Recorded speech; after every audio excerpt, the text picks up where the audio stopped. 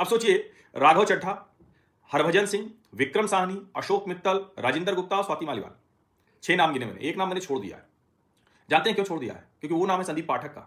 संदीप पाठक वो व्यक्ति जो ऑर्गेनाइजेशन का सबसे इनका महत्वपूर्ण व्यक्ति था। आप इसको समझिए, अरविंद केजरीवाल जो कर रहे हैं ये सिर्फ इतना भर नहीं है कि इनकी पार्टी को भाजपा ने तोड़ दिया, भाजपा तो ईडी, सीबीआई, तिकड़म फिकड़म जाने क्या क्या करती रहती है। ऐसा नहीं होता है, ये हर वक्त सब होता है। मैं आपको एक बात बताऊं, बहुजन समाज पार्टी के 6 विधायक थे संभवतः, मुझे ठीक ठीक याद आ रहा है, 6 के 6 अशोक गहलोत जी गड़प कर गए थे। पूरी पार्टी ही बसपा खत्म कर दी थी राजस्थान में, मुख्यमंत्री बन गए। और सचिन पायलट का बयान था कि भाई सत्ताधारी पार्टी में रहेंगे तो उनका काम होगा, इसलिए वो आगे। किसी ने नैतिकता वगैरह की बात नहीं, नैतिकता होती भी नहीं है राजनीति में, बहुत कोई नैतिकता नहीं होती है।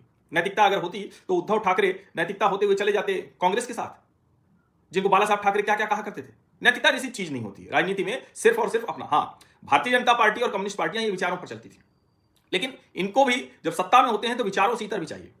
कम्युनिस्ट तो मतलब गायब ही हो गए तो उनकी चर्चा करने कोई मतलब नहीं, लेकिन भारतीय जनता पार्टी बड़ी होती चली गई तो विचारों पर वो काम कर रही है, बहुत कुछ है, संघ का अंकुश है, लेकिन राजनीति तो करनी है, सत्ता तो लेनी है, और सत्ता के लिए सब कुछ करना होता है। जिस तरह के अरविंद केजरीवाल ने बयान नरेंद्र मोदी पर दिए हैं, जिस तरह की बात अमित शाह के लिए कही है, जिस तरह के, उसमें यह संभव नहीं है कि नरेंद्र मोदी और अमित शाह छोड़ दें।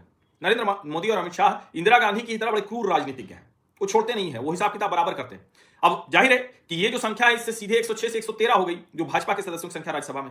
7 राज्यसभा जिताना बड़ा कठिन होता है, सीधे 113 हो गई। और राष्ट्रीय जनतांत्रिक गठबंधन की बात करें, एनडीए, तो 146 हो गई। राज्यसभा में बहुमत के लिए 123 सदस्य चाहिए होता है। अब देखिए, स्वाति मालीवाल वो अरविंद जी के आंदोलन के साथी थी, तब तो मनीष सिसोदिया भी नहीं थे उतने नजदीक, मनीष से भी ज्यादा वो अरविंद जी की प्रिय थी, अरविंद जी के साथ ही रहती थी। वो भी अपना लगता है कि जैसे अरविंद जी लगते हैं ना कि अब तो नहीं तो पहले लगते थे कुपोषण के शिकार, इतना काम धाम उसी समय, तो स्वाति भी उसी तरह लगती थी कि काम में एकदम इतना टूट गई कि शरीर की फिक्र नहीं रही, कुछ फिक्र नहीं रही। अब जरा सोचिए, छोड़ दिया, चलो आप कुमार विश्वास को कहते। अब कुछ लोग कह रहे हैं कि देखिए प्रशांत भूषण, आनंद कुमार, योगेंद्र यादव, ये ऐसे लोग थे कि जो विचार के आधार पर थे अरविंद के साथ जुड़े हुए थे, इनको छोड़ा, लेकिन फिर भी ये नहीं, ये लोग मूलतः भाजपा विरोधी हैं। योगेंद्र यादव कांग्रेसी हैं, योगेंद्र यादव को आप चाहे समाजवादी कह लीजिए चाहिए, लेकिन मूल रूप से कांग्रेसी हैं, तो ये उसके लिए काम करते हैं, इसलिए भाजपा में नहीं जाते हैं। प्रशांत भूषण उनका अपना एक तरीका है, हालांकि उनके पिता शांति भूषण भाजपा की सरकार में कानून मंत्री रहे, समझिए। तो कुल मिला के किसका क्या बैकग्राउंड, उसका ये जो लोग हैं इनका एक एक्टिविज्म था, इनकी कोई वैसी विचारधारा नहीं थी। अब स्वाति मालीवाल को, अगर स्वाति मालीवाल कह रहे हैं कि विभव कुमार ने पीटा, अरविंद केजरीवाल के कमरे में पीटा, उनका जो घर है सरकारी बंगला उसमें पीटा, तो फिर जरा बताइए उस पर क्या कार्रवाई हुई। और अरविंद जी तो उसको लेकर घूमते रहे विभव को, विभव अभी भी सलाहकार है भगवंत मान का, उसी सुख सुविधा के साथ है। और अरविंद की हरकतें जरा सोचिए, अरविंद केजरीवाल बंगला मिलने में बंगला छोड़ते हैं। अभी अशोक मित्तल हैं, यहाँ 10-15 दिन पहले ईडी की रेड पड़ी थी, अब कोई कह सकता है कि ईडी की रेड पड़ी और देखिए इधर आ गए। ये कहा ही जाएगा, कहा जाना ही चाहिए, ऐसा नहीं कि भाजपा को एकदम फ्री रन दे दिया जाना चाहिए, लेकिन राजनीति में तो ये सब होता है। और ये जो अशोक मित्तल हैं, अशोक मित्तल डिप्टी लीडर हो गए।